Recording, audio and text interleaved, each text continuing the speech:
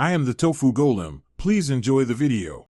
In this video, I will explain how to make delicious beef and Kappa, a traditional Kerala dish. First, let's gather our key ingredients. You'll need about 1 kilogram of tapioca, also known as Kappa, and 500 grams of boneless beef, cut into 1-inch cubes.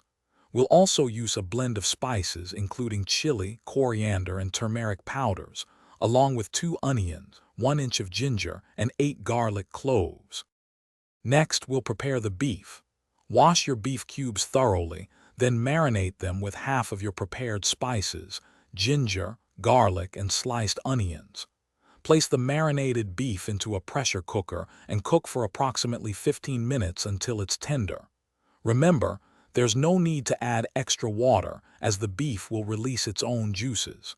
Keep these flavorful juices with the beef. Now let's focus on the Kappa.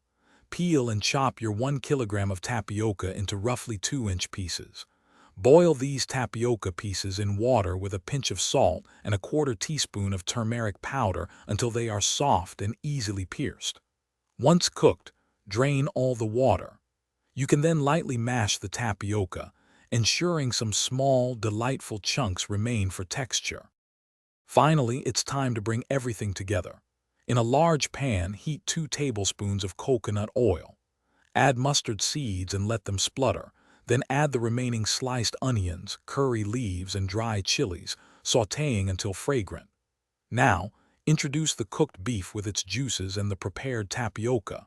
Mix everything thoroughly and simmer for 5 to 8 minutes, allowing all the delicious flavors to meld.